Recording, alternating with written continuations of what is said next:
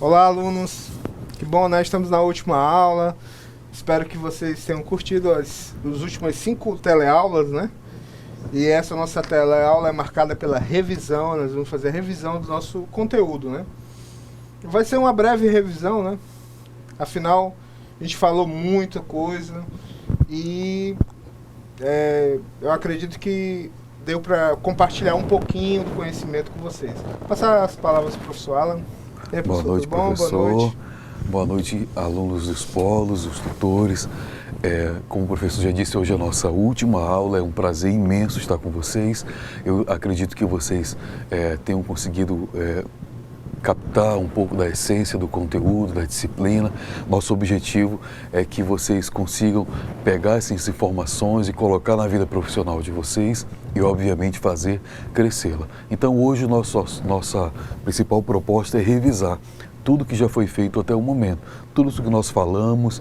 Vamos trazer algumas lembranças, algumas memórias do que foi dito, com o objetivo de que fique um pouquinho mais maduro na cabeça de vocês e que daqui a pouco, seguindo a prova, vocês tenham condição de fazer com mais qualidade. Então, uma boa aula para todos nós. Então, que bom, né? Nossa, foi uma longa jornada, né? O professor Alan, passamos noites e noites em claro, estudando para fazer um material bem bacana, né? Espero que tenham gostado do nosso material e vamos à nossa aula, né? Primeira coisa aqui no quadro, o que a gente viu em todo o nosso curso, né? Os conceitos de segurança e aplicações web, técnicas, né, e aplicativos avançados em programação web, programação em camada, arquitetura orientada a serviço e web service e frameworks. Bem, toda a nossa aula foi focada nessa ementa, né? Então, vamos dar uma olhada, né, uma retrospectiva do que a gente viu. Então, a gente viu que a segurança, né, é um conjunto, né, das ações, de recursos utilizados para proteger alguém ou alguma coisa. Então, veja bem, segurança hoje em dia é um fator primordial para qualquer trabalho, tanto na parte de tecnologia como na parte de medicina, no direito, em todos os tipos de atividade. Você vê que existe um fator que corresponde à segurança, né? Sempre preocupado com o bem-estar seu ou de outras pessoas, um bem-estar coletivo. Então, hoje em dia também, as aplicações web, nós também temos uma necessidade de ter um pensamento num coletivo, na melhoria. Então, as aplicações web, cada vez mais, elas vêm melhorando para que você tenha mais segurança e que as empresas por trás elas consigam consolidar esse mercado, né? Porque na verdade esse mercado é o que mais cresce, é o mercado de aplicações web, né? Hoje em dia você usa um tablet, um celular, uma televisão e você precisa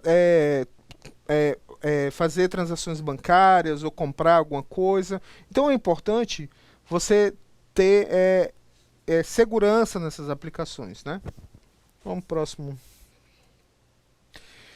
E aí, a segurança da informação ela consiste na proteção de um conjunto de dados, seja elas pessoais ou de empresa, não interessa. A segurança ela vem com uma situação de estabilidade para que você tenha confiabilidade que aquela informação sua ou aquela informação de terceiros não vaze, né? Não, é o que você vê na nossa primeira teleaula, a gente falou sobre isso, que existem, né, fatores, né, hoje em dia é muito comum você ver na televisão fatos acontecerem de vazar informação, ou alguém perdeu fotos do celular e tal. Então hoje em dia é comum.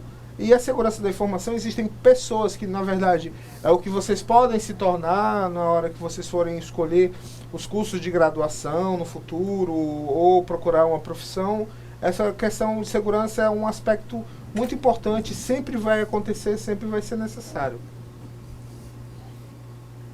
E também nós vimos que as aplicações web, porque hoje em dia quando você abre seu celular, você vai navegar num Twitter, num Facebook, acessar e-mail, você vai ver um vídeo no YouTube.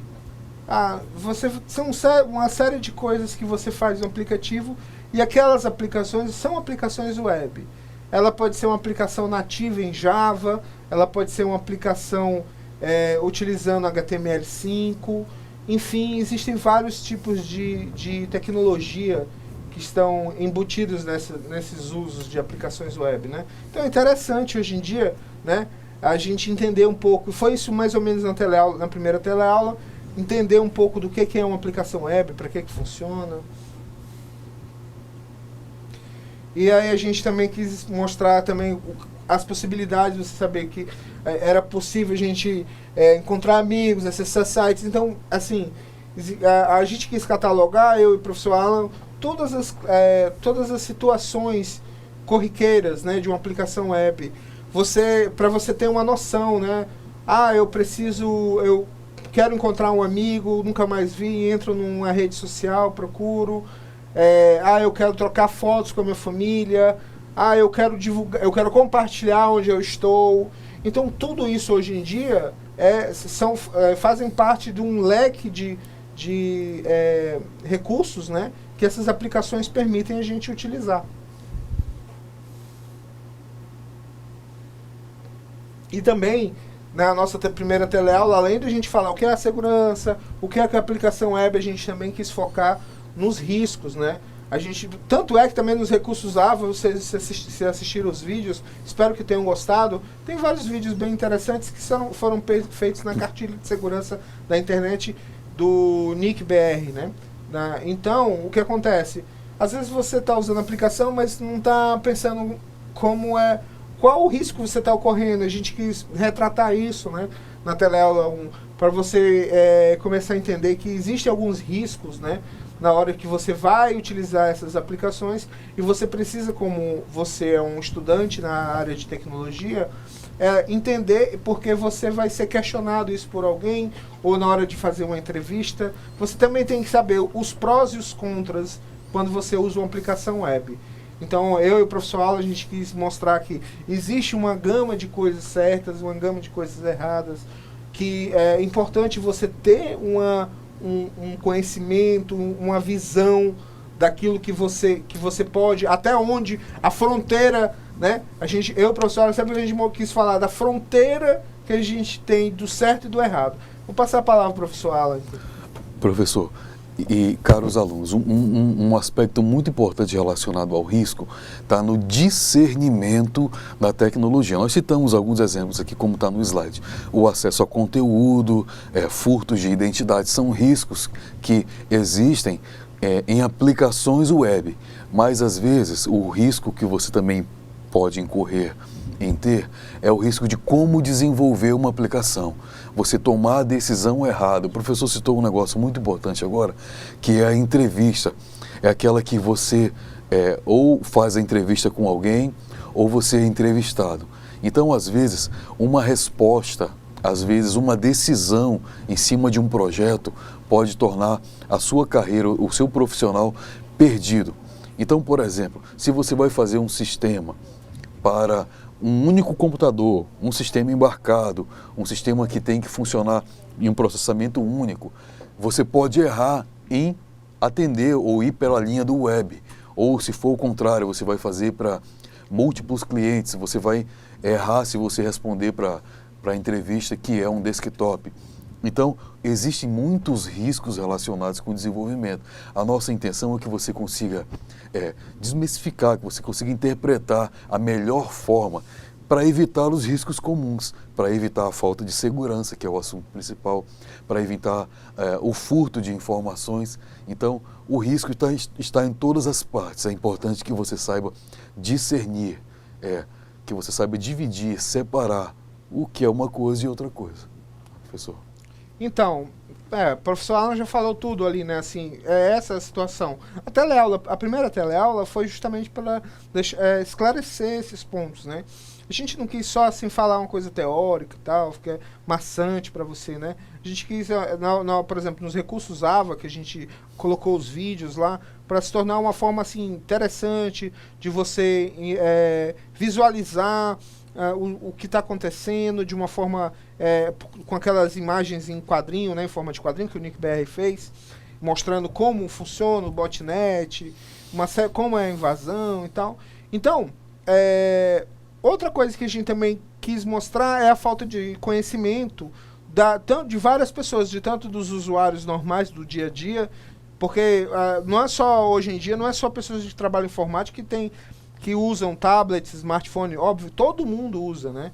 Então, você vê hoje em dia qualquer pessoa na rua com um smartphone, mandando mensagem, tirando foto. Então, as pessoas não têm noção de o que proteger, né, a informação dela, o que ela tem que proteger e quanto custa isso. A gente também quis deixar isso claro. Mostramos algumas informações na nossa teleaula 1 sobre dados de pesquisas na Federação Paulista de Comércio, né, que as pessoas não têm conhecimento do problema que é a falta de segurança nas empresas. Elas não sabem, elas desconhecem até se elas foram atacadas ou não. Então, isso foi também um assunto da nossa teleaula 1. Falamos sobre ataques de negação de serviço, que, por sinal, a gente ficou muito impressionado, que quando a gente fez o levantamento para a aula, para o nosso montar os slides, a gente percebeu que de 2013 para 2014 teve não foi nem dobrou, né, quadriplicou a quantidade de ataques, né, a gente mostrou um gráfico na primeira teleaula. Então é impressionante, porque o que acontece hoje em dia, o mercado brasileiro ele tem que formar profissionais. No caso, a gente está falando de vocês, alunos do curso da IFRO, né? Então o que acontece? Hoje em dia a gente tem que estar preocupado em ser um bom profissional, entender da segurança, porque existe uma verdadeira falta de conhecimento. Esse conhecimento não é só do Brasil, assim, não é só exclusivo aqui no Brasil, no país, né? Ele é no mundo inteiro, né? Existem alguns países que estão bem mais avançados, que têm controles mais rigorosos, metodologias para aplicar segurança dentro da empresa, coisa que algumas empresas no Brasil ainda estão engateando, né? E não só no Brasil, como eu falei, mas a América Latina é bem empobrecido, né, de informação, de tecnologia, né? Não, o que na verdade o que nós estamos fazendo, por exemplo, com esses DTECs ou IFRO, melhorar a qualidade dos alunos do conhecimento, né, do que está ocorrendo no mercado mundial, né, sobre segurança. Então essa na primeira teleaula a gente quis abordar isso, mostrar que existe um problema, a gente possui um problema, mas muitas pessoas desconsideram, não têm ideia do que está acontecendo. E aí a gente também falou sobre tipos de ataques, né? Hoje em dia as empresas tem empresas concorrentes que compram determinados tipos de ataque, ataque de negação de serviço, ataque de negação de serviço distribuído. Então esses são tipos de ataques que viraram catálogo na internet. Tá? A gente para uma rede, custa $300, $400, ou dependendo, sei lá, 200, 300 mil dólares, ou euros, sei lá, enfim, existe um mercado negro, né? Hoje em dia você já deve ter ouvido falar de Deep Web. A Deep Web, ela existe a gente também falou isso na teleaula 1, existe uma moeda eletrônica chamada Bitcoin, em que essa moeda é uma moeda que faz o comércio ilegal das coisas undergrounds, né? Do submundo da internet, né? E também a gente colocou na nossa primeira teleaula a classificação de riscos. Falamos sobre a instituição sem fins lucrativos chamada OASP, né? É uma das instituições, é a mais importante instituição sobre segurança de aplicações web no mundo. Então aí eles classificaram, a gente mostrou isso na aula. Aí tem essa tabelinha que vocês estão vendo, classificação de risco, agente de ameaça, vetores de ataque. Então existe ali uma escala de cores, né? Se o ataque é mais fácil, ele é vermelho, se é médio, ele fica laranja. Então eles com essa classificação, eles conseguiram identificar vários tipos de ataques e classificar qual seria o que tem mais facilidade ou menos, mais complexo ou menos complexo. A gente quis mostrar isso também na teleaula 1. E aí encerrou a teleaula 1, né? E aí a gente foi para a teleaula 2 sobre controle de versões. A gente falou sobre... Hoje em dia, controle de versão é uma situação essencial, né? Para o desenvolvimento de qualquer aplicação. Não é só para aplicação web, aplicação desktop, que o professor Alan já comentou as diferenças, né? Eu acho que ele já comentou também em outras teleaulas que vocês já devem ter visto, né? Que existe aplicação desktop, aplicação para web, e todas elas eu preciso ter um controle do que eu fiz, né? Ou como hoje em dia são equipes que trabalham desenvolvendo aplicações, cada vez mais a gente precisa entender um pouco do que o outro fez, né? Ter um histórico do que foi alterado, do que foi mudado, o que foi apagado, o que foi adicionado. Então é importante o controle de versão, como a gente mostrou na teleaula 2, para a gente rastrear, auditar as informações. Por favor, professor, dá uma... Então, o controle de versão, professor, ele é um aspecto tão importante no desenvolvimento hoje, que uma das vias do controle de versão, que nós também citamos em sala, é a auditoria. Nós, felizmente ou infelizmente, trabalhamos num mercado muito competitivo. Como assim? Hoje, a tecnologia ou o padrão de software, ele se altera, o mercado se altera muito rapidamente. Então, nós temos uma realidade diferente daqui a 3 meses, daqui a 4 meses. A realidade de software, de nicho de mercado é muito diferente, é muito distante uma da outra. Então, às vezes, um profissional sai de uma empresa para outra empresa e, de forma, às vezes até negativa, leva a informação de uma empresa para outra empresa. Então, é importante você saber qual profissional mexeu em que dia, que alteração ele fez, que resultou em qual comportamento. Então, o controle de versão dentro de um projeto de software é muito importante.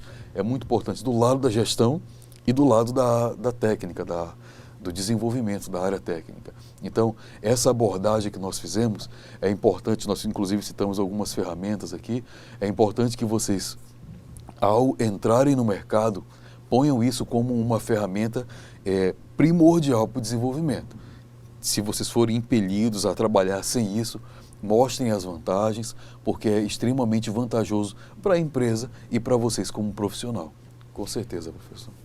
Então, como eu e o professor Alan, nós trabalhamos e todos os dias nossa rotina é utilizar, desenvolver algum tipo de código, algum tipo de aplicação.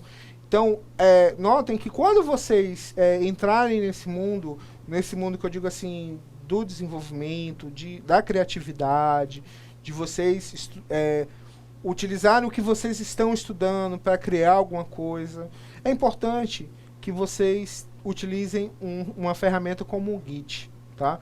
Provavelmente vão existir novas ferramentas que a gente não sabe qual mas que vão facilitar mais ainda, né? Estão sendo criadas em algum lugar do mundo, a qualquer momento, podem aparecer. Então, a aula, Técnicas Avançadas de Programação Web, a ideia do curso é trazer, florescer na sua cabeça novas ideias, novas formas de trabalhar, tá? Então, o que você viu no conjunto do curso inteiro, que você acompanhou no nosso EAD, né, no ensino à distância, ele se complementa cada parte. Então, a Técnicas Avançadas, a gente quis trazer ferramentas úteis, ferramentas que vocês vão utilizar, que vocês vão estudar, e não é assim coisas que a gente está falando, a gente está falando aqui, lógico, na teoria, mas você viu lá nos recursos AVE, a gente mostrou um pouquinho da prática de como funciona, existem tutoriais na internet. Então, é só uma partida ali, é o momento em que você vai procurar pesquisar informação para poder se desenvolver. Então, é importante, são ferramentas do dia a dia e que você tem que começar a criar aquele hábito todo dia, utilizar. Utilizando todos os dias ela, você vai estar apto a trabalhar em qualquer lugar do mundo, tá? Porque eu e o professor Alan, a gente já tem uma noção do universo que é essa parte de programação web, e a gente só quis compartilhar um pouco, né, do que a gente entende. Porque, na verdade, as aulas têm 50 minutos, não dá para a gente ensinar tudo o que a gente gostaria, né? Infelizmente, né? E também não existiria tanto tempo assim. Mas eu acredito que é o ponto de partida para vocês buscarem as informações. E como eu falei no Git, o Git é uma máquina do tempo, né? Você fez, programou um monte de coisa, aí resolveu que, não gostei, queria voltar para aquele ponto que eu estava trabalhando, que eu achei mais interessante. Existe a forma de você fazer isso, né? Você retorna do que você fez, você cria um outro ramo e começa a trabalhar em outras coisas. Então, e você vai ter tudo aquilo, todo aquele rastro, todas aquelas atividades, os históricos, tudo que você fez, né? E também aí a gente viu como é que é o fluxo do Git, né? Que existe o Work Directory, o Staging Area e o Repository. São 3 tipos de situações, né? Eu tenho uma área de preparação, um repositório local onde eu guardo as informações e um diretório de trabalho onde eu no momento que eu preparo preparo aquelas informações, eu faço commit, lembra do Git commit? Então a gente trouxe os 3 estágios, né? Aí tem seria o roteirinho, né, para fazer a aplicação iniciar com o Git, que é o Git init, Git status, Git add, Git commit, e aí é só basicamente isso para você já ter um histórico da sua programação, do seu código armazenado, né? É bem simples o Git, né? E aí, dentro da teleaula 2, depois que a gente concluiu o Git, a gente foi falar de PHP 5, né? O PHP 5, ele é uma revolução, foi uma revolução do PHP 4 para PHP 5. Mas já está existindo uma outra revolução que eu já deixo para vocês pesquisarem, que é o seguinte: comecem a estudar um pouco sobre o PHP 7, tá? O PHP 7, ele é uma melhoria que vai fazer uma mudança de paradigma na internet, porque o PHP 7 está demais. Novos recursos, vai trazer o PHP 7 muito melhor, muito mais robusto. Então isso é bem interessante, né? Procure estudar PHP 7. E na aula do teleaula 2, a gente falou do PHP 5, aí a gente falou sobre programação orientada a objeto utilizando PHP 5, que a gente mostrou por que é importante a orientação a objeto, por que é importante você começar a pensar em classes, em objetos, fazer métodos, ações. Na verdade, quando eu montei essa aula junto com o professor Alan, a gente tinha colocado bem mais coisas, a gente tive que dar uma resumida. Mas existem coisas como interfaces, métodos estáticos, herança, polimorfismo, coisas que são importantes. E dentro da bibliografia lá do nosso curso, tem um livro de programação orientada a objeto que é muito interessante para que vocês possam começar a caminhar em programação orientada a objeto.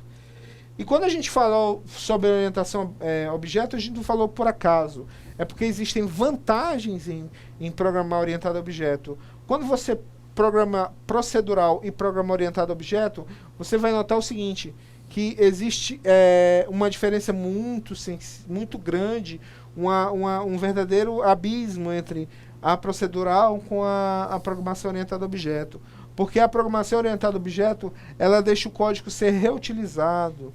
Eu posso reutilizar esse código várias vezes, posso criar uma forma de que ele fique mais fácil, eu posso implementar de diversas formas, criar objetos ou funções bem parecidas com o mundo real, né? Abstrai o mundo virtual para o mundo real. Então, você consegue desenvolver uma aplicação muito melhor para dar suporte também, né? Então, a programação orientada a objeto, ela é fundamental e essencial para o nosso desenvolvimento. E aí, os conceitos, né, de programação orientada a objeto, classes, atributos, propriedades, métodos, que a gente viu na nossa aula, né, que é fundamental. E aí, já na nossa teleaula 3, a gente começou a visualizar a programação em camadas. Então, além de você aprender o que é uma ferramenta como o Git para versionar o código-fonte, como você programar orientado a objeto é uma forma de você melhorar o seu código. Aí veio o framework. O que é o framework? O framework ele traz uma ideia. Eu e o professor Alan queríamos já... Cada parte da nossa aula teve um quebra-cabeça. A teleaula 1 a gente falou de segurança, aplicações web.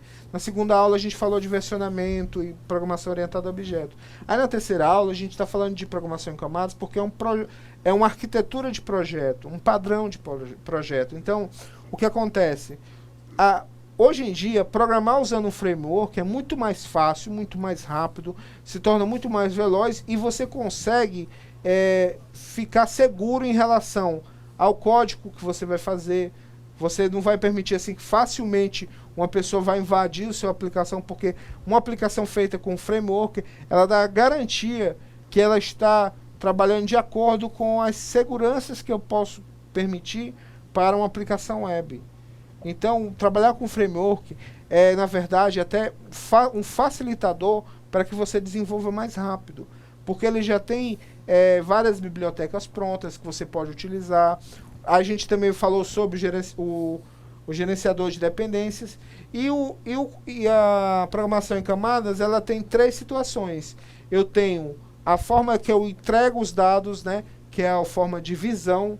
Eu tenho um controlador, onde eu peço as coisas. Quando eu entro em uma aplicação web, ele tem um roteador em que ele manda para um controlador. Aí o controlador verifica se eu quero visualizar a imagem, se eu quero persistir os dados, lembra da persistência de dados?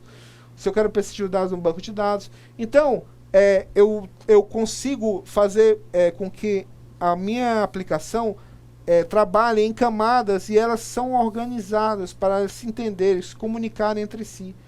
Entendeu? Então, assim, você vai conseguir desenvolver uma aplicação mais rápido se você entender todo o conceito do padrão de projeto. Em inglês eles chamam Design Partners. Então, quando você entende dos padrões de projeto, você consegue desenvolver aplicação em Java, em C#, em C++, PHP, que é o PHP, Python, enfim, tem várias linguagens, Rails, que é o Ruby. Então, quando você entende do padrão de projeto, você vai entender como você vai montar a sua aplicação. E aí a gente falou também sobre o framework, né? Os frameworks, eles são interessantes, né? A gente mostrou 2 frameworks na nossa teleaula. Na teleaula 3 a gente falou sobre o Laravel e na teleaula 5 a gente falou sobre o Lumen. O Laravel e o Lumen são projetos irmãos, tá? Eles são do mesmo criador. Só que a diferença é que o Laravel é um framework completo, mais robusto, cheio de bibliotecas, cheio de coisas que você pode utilizar para sua aplicação. Já o Lumen, ele já é feito para você desenvolver aplicações web service, REST API, como a gente mostrou na teleaula 5, né? E aí a gente falou também sobre gerenciador de dependências. Hoje em dia, todas as aplicações que trabalham com frameworks, que tem padrões de projeto, ela tem um gestor de dependência. O gerenciador de dependência, ele vai cuidar de trazer aplicações, bibliotecas que você precisa para a sua aplicação de forma mais tranquila. Por exemplo, no Java eu tenho o Maven, no Laravel eu tenho o Composer, né? Então, para cada tipo de aplicação, você tem um gestor de dependência. No C#, no .NET eu tenho o NuGet, né? O NuGet. E aí a gente também mostrou sobre o SQLite, que é um banco de dados simples, para você começar agora com o aluno, né? Estudar banco de dados é ótimo, perfeito. Você não precisa implementar, criar uma estrutura, tal. Não, você cria um arquivo texto e ali ele vai virar seu banco de dados.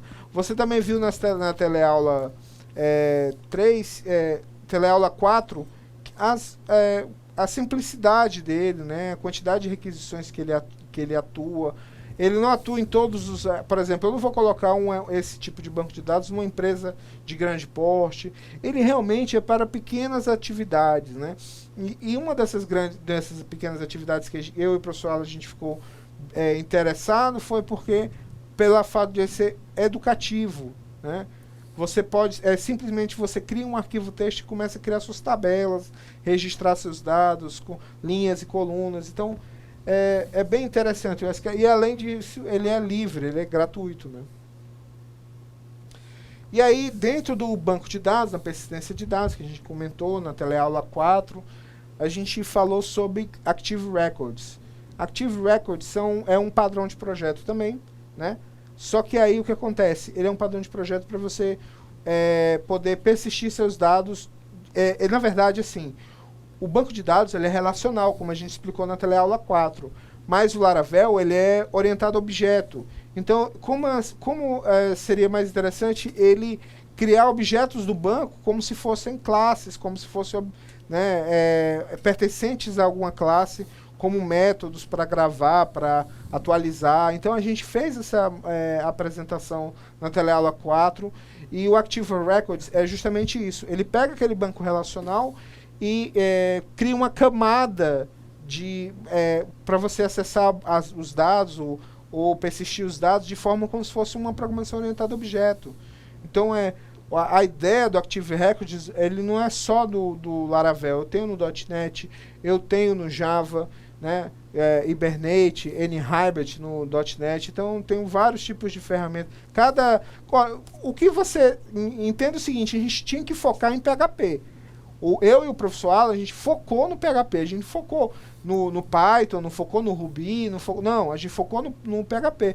Porque o PHP é uma linguagem, é o que vocês já vinham estudando há algum tempo. Mas se vocês forem visualizar isso em outras linguagens, vocês vão encontrar bancos de dados, vocês vão encontrar essas mesmas tecnologias, padrões de projeto em outras linguagens, tá? Então, a Active Records, ela tem para o Java, tem para o C#, que é o .NET, e tem para o PHP, né?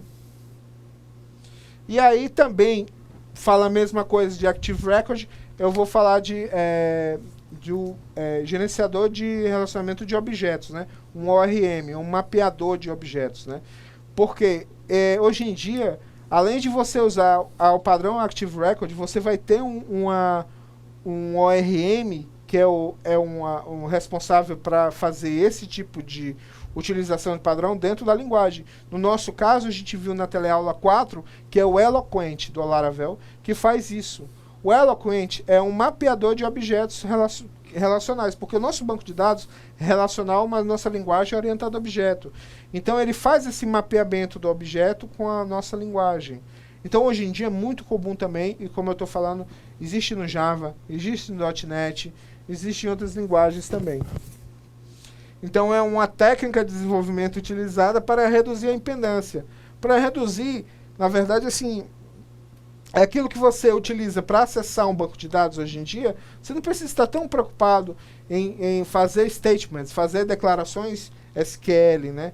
Você vai tratar seu banco de dados como se fosse uma classe, com objetos, com métodos. E é bom isso, aluno, para você começar a entender, estudar dentro de casa, fazer um projeto.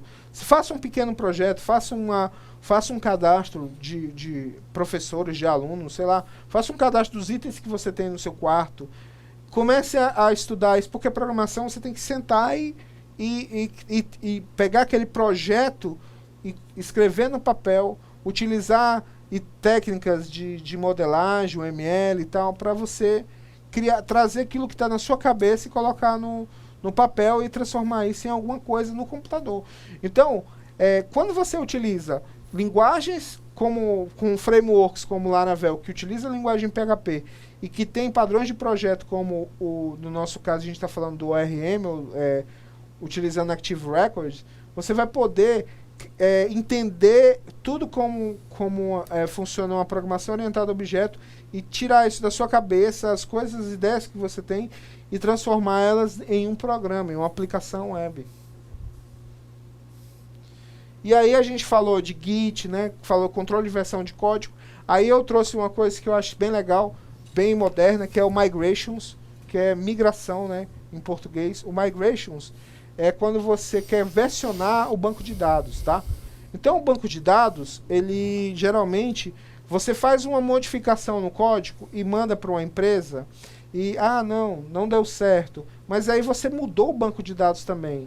Às vezes você quer retornar você queria retornar o banco de dados como era antes. Então, as migrações, né, os migration, permite que você volte o banco de dados a um estado anterior que ele estava.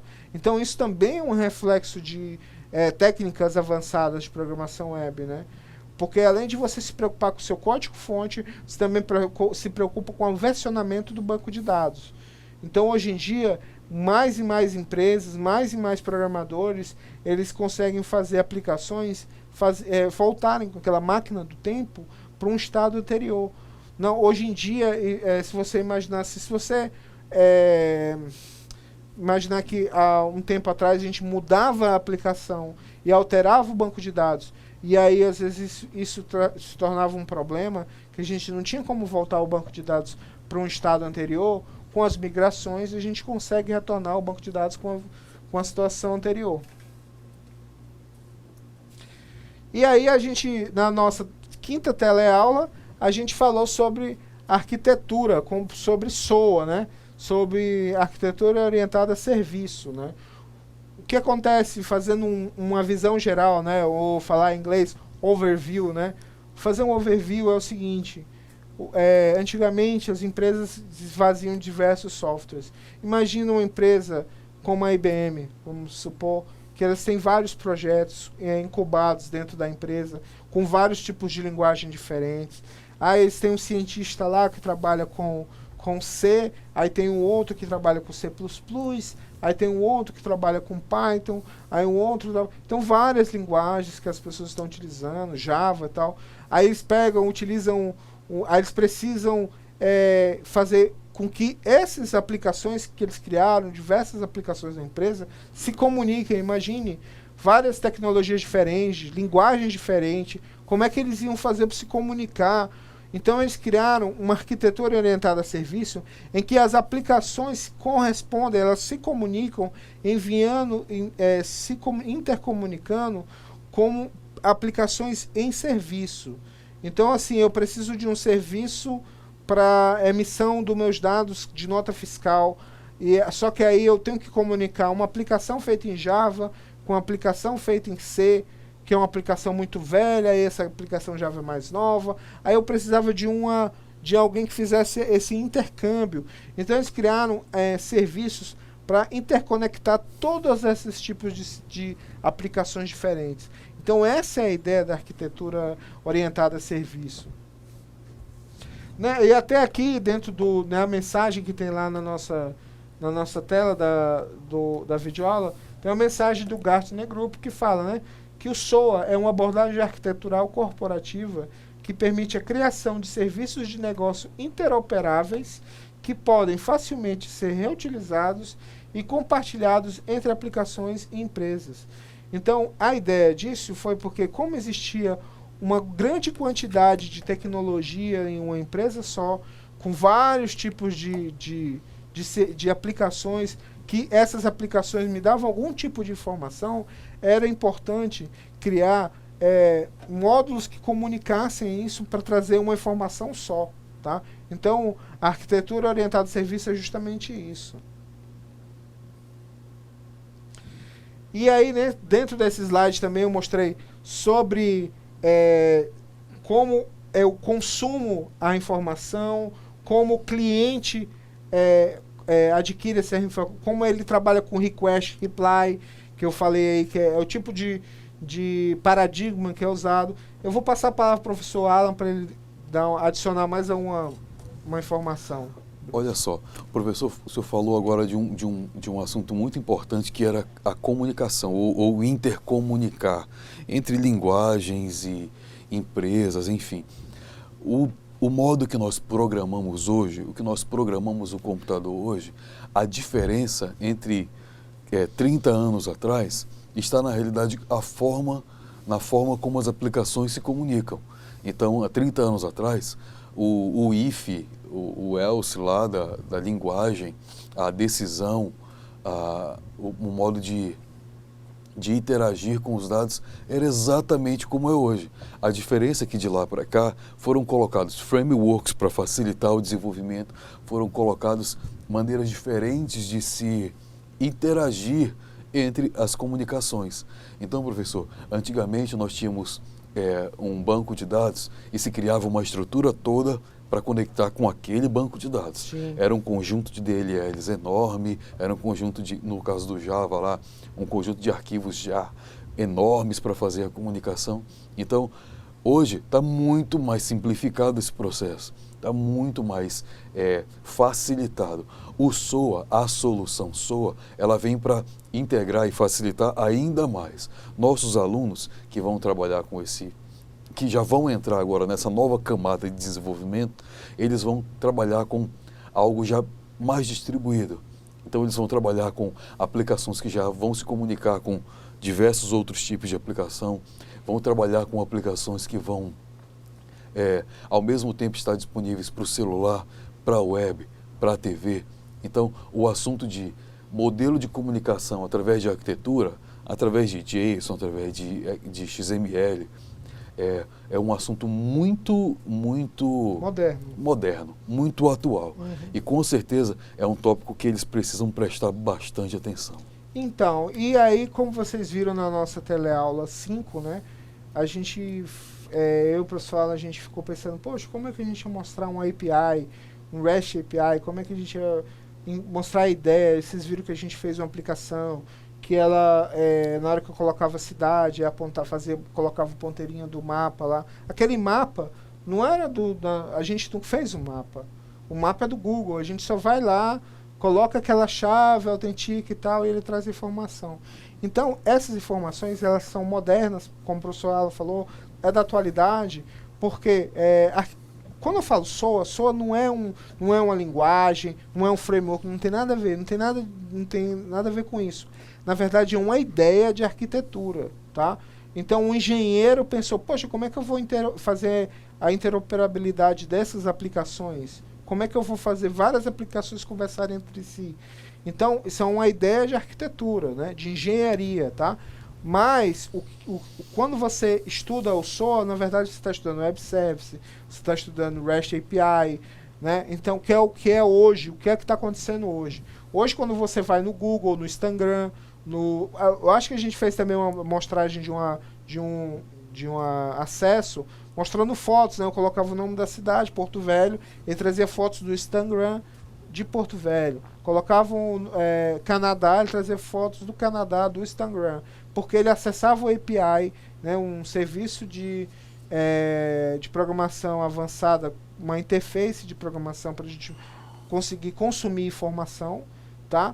E, na verdade, hoje em dia, isso foi uma ideia brilhante, porque eu consigo buscar a informação que eu quero em uma empresa gigantesca como a Google, e ele me permite pegar um pouquinho daquilo que eles têm, do banco de dados dele, e mostrar na minha aplicação. Então, é isso que a gente quis mostrar para vocês.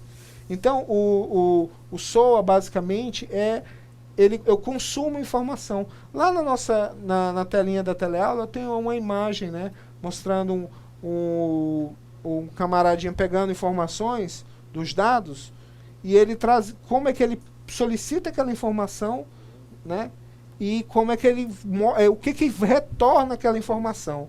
Então, aí você tem lá um HTML, onde você solicita um HTML, né, e ele traz um retorno, um output, né, um output com diversos tipos de formato, né. Deixa eu passar para o próximo. Deixa eu voltar ali. Está ali a telinha. Espera aí. Então vejam aí, ó. Hoje em dia, o que é mais comum em todas as nossas casas, lares e tal, eu e o professor Alan, a gente estava preocupado como é que a gente ia mostrar isso de uma forma simplória, né? É essa imagem aí. Uma pessoa no notebook acessa uma página HTML que te traz um retorno lá. Hoje em dia, lá no Facebook, se você botar uma palavra chamada graphics.facebook.com, ele vai trazer um REST API de informações do Facebook. Porque, na verdade, isso virou uma febre. Por causa da velocidade, né, professor Alan? Isso. A velocidade, que é utilizar o REST API, a forma simples de resgatar a informação. E a principal vantagem, professor, é que antigamente eu precisava, se eu quisesse trabalhar com um recurso de um servidor, eu buscava todas as informações que eu queria exibir. Hoje não, o papel está distribuído. Eu tenho um pedaço no lado do cliente, tem um pedaço do lado do servidor. Aí, o que vem do servidor com REST API está vindo muito rápido, vem texto, vem normalmente, os bytes de transferência são muito menores. Então, antigamente eu tinha muito trabalho. Hoje, meu trabalho está mais no cliente. Então, hoje em dia, como a gente sabe, né, eu e o professor, a gente vive isso todo dia, que hoje em dia é uma concha é como costurar, né? Você vai pegando um pedacinho ali, um pedacinho aqui e vai costurando para fazer a sua aplicação, né? Eu já vi pessoas que trabalham na área de desenvolvimento web fazer o seu currículo na página, utilizando mapas, API, mostrando todos os recursos que ele entende. Quer dizer, poxa, para o cara que vai contratar a pessoa vai ficar maravilhado, que ele já sabe que aquela pessoa entende de recursos avançados de web, né? Então a gente deixou isso bem claro na nossa teleaula 5, né? E mostramos que o Web Service é uma gama de informações, de dispositivos diferentes. Eu não sei, olha, hoje em dia meu filho usa um smartphone, navega, vê o mapa, entra entra aqui no estado, vê quantos municípios tem, sei lá, tem tanta coisa na internet, e todas essas coisas que a gente distribui, que as empresas distribuem, compartilham com o usuário, são coleções de informações que eles têm no banco de dados deles, e eles chamam isso de serviço web, que eles entregam para qualquer tipo de dispositivo. E aí, como aí nesse diagramazinho que eu mostrei, o mapinha, né, tem como que quando a gente solicita uma aplicação, ele executa um request, aí dependendo, não importa qual é o tipo de dispositivo, pode ser um tablet, um smartphone, uma TV, ele vai trazer aquela informação numa forma reduzida que a aplicação consegue rapidamente trazer. Ele pega aquilo ali e a controlador pega e mostra num view, dependendo do tipo de dispositivo. E aí a gente também falou sobre interfaces API, a gente teve até um exemplo na nossa teleaula 5, que fizemos uma analogia com a tomada elétrica, né? Aqui no Brasil a gente tem um tipo de tomada, na Europa a gente tem outro, nos Estados Unidos temos outro, na Ásia, na Índia tem outro tipo, cada um tem um seu formato. Então aquilo é uma interface da empresa, da companhia de energia. Então quando a gente chega com o nosso equipamento, ele vai consumir energia, mas aí ele tem que ter um formato específico. Então o API é basicamente uma interface, e você precisa de um formato para poder acessar aquela interface e consumir a informação, né? E falamos sobre o REST, que é um estado representativo da informação, como é que a gente traz a informação rápida, representacional, porque ele traz um estado de representação da informação, né? Utilizando HTTP. E aí, no final, a gente tem os fundamentos do REST, né? Que de todas as coisas, a gente precisa do identificador, vincular as coisas, utilizar métodos padronizados. A gente tem verbos, que é o get, put, delete. Bom, enfim, nós temos vários tipos de verbos que a gente colocou lá na aula, que servem para pegar informações para a gente, fazer a comunicação, trazer o estado representacional, que esse é um texto, né? Vocês notaram isso na aula. E a comunicação stateless, né? Sem estado. Eu não preciso estar realmente conectado lá no servidor para receber a informação. Bom, e eu só tenho a agradecer. Esse é o nosso último slide. Eu espero que vocês tenham uma boa prova. Estamos muito felizes de ter compartilhado um pouco da informação. Eu agradeço, né? Eu sei que a gente passou 6 aulas, espero que... Não sei se eu agradei a todos, se o curso foi do jeito que você estava esperando, e espero melhorar ele sempre. E agradeço e fico feliz que nós temos terminado essa etapa e que vocês prossigam com novos desafios. E eu parabenizo a todos, aos tutores, a todos os professores e a equipe que trabalha aqui no estúdio, que nos ajudou e tal, que é o nosso curso finalizou. E eu vou passar as palavras para o professor Alan, para ele agradecer também. Obrigado. Boa noite a todos. Novamente, eu também quero agradecer a todos. Vocês estão agora acabando, esse é o último dia, a última disciplina, o último momento do curso. É muito importante para vocês, é uma nova caminhada. Eu espero que vocês peguem agora tudo que foi passado, não só por essa, mas por todas as disciplinas e apliquem na vida profissional de vocês. Vale a pena, se é isso que vocês realmente querem, vale a pena. Curtam esse momento, passem por cima das dificuldades que vão vir e vamos crescer profissionalmente. Quem sabe um dia trabalharmos juntos em algum projeto por aí. Então, foi um prazer estar com vocês, foi um prazer ter vocês como alunos e daqui em pouquíssimo tempo como companheiros de trabalho, como profissionais igualmente que somos. Então, obrigado ao curso, a vocês, aos tutores, um abraço a todos vocês e nos vemos na próxima aula ou no próximo curso. Até mais.